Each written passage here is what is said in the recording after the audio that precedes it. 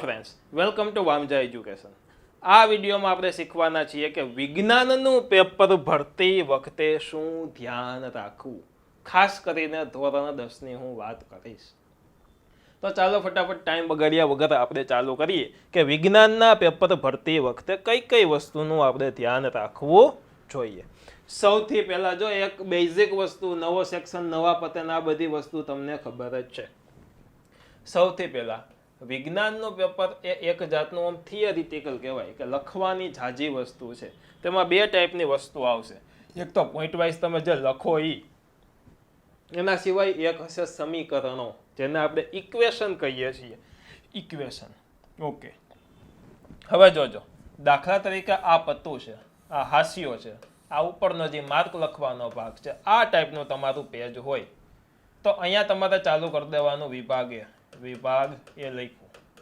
અહીંયા તમારે એવું લખેલું હશે કે પ્રશ્ન તથા પેટા પ્રશ્નનો ક્રમાંક લખો, એટલે કે અહીંયા તમારે ક્વેશ્ચન લખતું જવાનું છે અને અહીંયા તેમના આન્સર લખતું જવાનું છે.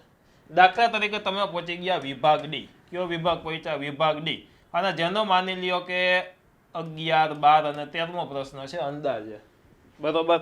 તો આપણે માની લઈએ કે 11મો પ્રશ્ન તમે લખો છો અને એ પ્રશ્ન મોટો છે, આપણે ઝાઝા પોઈન્ટ લખવાના છે. તો એક વસ્તુ ધ્યાન રાખજો, કોઈ દિવસ પોઈન્ટમાં 1, 2, 3, 4, 5 નંબરિંગ કરવું જોઈએ નહીં.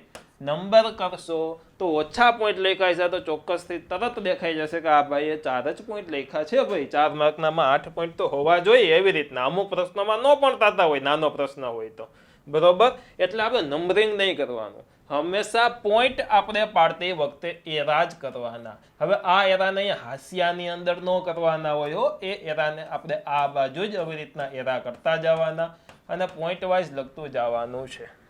હવે અમુક ક્વેશ્ચન એવો હોય કે જે પર્ટિક્યુલર હોય નાનો, બરાબર, કોઈ વસ્તુ લખવાની હોય, એક પર્ટિક્યુલર સમીકરણ લખવાનું હોય ભેગું અને 4 માર્કનો પ્રશ્ન હોય, તો તમારા સમીકરણ છે ને તેના પણ એ માર્ક ગણવામાં આવતા હોય છે અને ત્યારબાદ પોઈન્ટના પણ માર્ક ગણવામાં આવતા હોય છે. એટલે એવું તમારે નહીં ગણવાનું કે ભાઈ 4 માર્કનો પ્રશ્ન છે તો 1 પત્તાનો 1.5 પત્તાનો થવો જોઈએ, એમ નહીં. જે વસ્તુ આવતી હોય એ 4 માર્કના પ્રમાણમાં તમારે લખવાની. અમુક આકૃતિવાળો ક્વેશ્ચન હોય તો 1.5 થી 2 માર્ક આકૃતિના હોય, બાકી 2 માર્ક લખાણના હોય, તો એ લખાણ એ પ્રમાણનું તમારે લખવાનું હોય, બરોબર. એટલે એ તમે વાંચેલું છે, તમને ખ્યાલ જ છે કેવી રીતના કરવું. 11મો પ્રશ્ન પૂરો થઈ જાય પછી 1 થી 2 લીટી છોડો અને 12મો પ્રશ્ન ચાલુ કરો, ત્યારબાદ એના મુદ્દા ચાલુ, પોઈન્ટ લખવાનું ચાલુ કરો. હંમેશા પોઈન્ટ લખો એમાં પહેલો પોઈન્ટ એવો જ આવો હોવો જોઈએ કે ધાતુના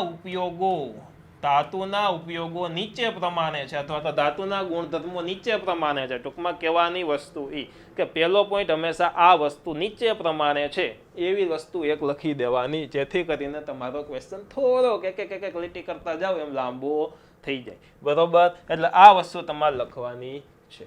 તો આટલી વસ્તુનું ધ્યાન રાખજો. હવે મેં એક વસ્તુ કહેવાની વિચારેલી એ હતી કે તમે જ્યારે તૈયાર કરતા હશો, પાકું કરતા હશો, તો ફટોફટ એકવાર આખો કોર્સ વંચાઈ જાય એવી તમારે કોશિશ કરવાની છે. જોકે રજાઓ આવે છે એટલે કાંઈ ચિંતા નથી, પરંતુ ત્યારે તમારે ફટાફટ વંચાઈ જાય તેવી તમારે કોશિશ કરવાની છે. અલગથી શું કરવાનું તો કે વિજ્ઞાનના અમુક સમ આવે છે, એટલે કે દાખલાઓ આવે છે, તો દાખલા તમારે વ્યવસ્થિત જોઈ લેવાના. ત્યારબાદ અમુક સમીકરણો છે, તે સમીકરણો પણ વ્યવસ્થિત તમારે જોઈ લેવાના અને ખાસ કરીને આકૃતિઓ છે, તે આકૃતિની પણ તમારે વ્યવસ્થિત રીતના પ્રેક્ટિસ કરી લેવાની છે.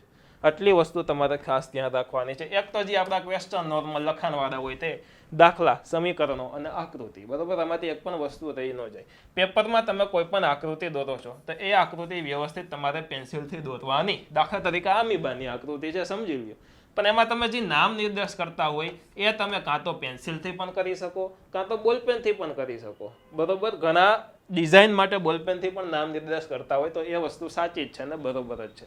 પેપરની અંદર બ્લુ પેન અને પેન્સિલ આ બેનો જ ઉપયોગ કરવો જોઈએ, નહીં કે બ્લેક પેન, રેડ પેન, કોઈનો ઉપયોગ કરવો ન જોઈએ. બ્લુ પેન અને પેન્સિલ આ બે પેનોનો ઉપયોગ, એક પેન અને એક પેન્સિલ, બરોબર, એનો ઉપયોગ કરવો જોઈએ. અને પેનમાં બ્લુ જ કલર, હવે બ્લુની અંદર એ જેલ પેન ને એવી નહીં વાપરવાની, બહુ કાટી પેન કે પાછળના પત્તે છપાઈ જાય ને તાબા થઈ જાય ને એવી નહીં, સાદી નોર્મલ બ્લુ પેન એનો ઉપયોગ કરો. પૈકી એક સરસ મજાની પેન્સિલ લઈ લ્યો, એનો ઉપયોગ કરો. બરોબર. આ જે બોક્સ કર્યું વિભાગ ડીની ઉપર, એ બોક્સ પેન્સિલથી તમે કરી શકો, આકૃતિ પેન્સિલથી દોરી શકો. હવે નામ નિર્દેશ બોલપેનથી લખવા હોય બોલપેનથી, પેન્સિલથી લખવા હોય પેન્સિલથી, તમને જે મન ફાવે તેમ. બરોબર. મન ફાવે એટલે કે કોઈ પણ બેમાંથી કોઈ પણ રીતના તમે લખી શકો. બરોબર. બે વસ્તુ વ્યવસ્થિત જ કહેવામાં આવે છે. ઓકે, બસ આ વિડીયોને અહીંયા જ રાખીએ છીએ. આટલી વસ્તુ તમારે ધ્યાન રાખવાની છે. એક નાનકડો નાજુકડો અને તમને ઉપયોગી થાય એવો સરસ મજાનો વિડીયો આ બનાવેલો છે. તો ખાસ ધ્યાન રાખજો. દાખલા, સમીકરણો, આકૃતિ અને લખાણ પ્રોપર પોઈન્ટ વાઇઝ લખવાનું છે, નહીં કે પેરેગ્રાફ વાઇઝ. ઓકે, હવે તમને બધાને વિજ્ઞાનના પેપર માટે best of luck, all the best. સરસ રીતના તૈયારી કરો, બિંદાસ થઈ જાઓ, ખોટું કાંઈ ટેન્શન ન રાખો અને સરસ રીતના પેપર ભરો એવી તમામને શુભકામના. ઓકે, ધન્યવાદ.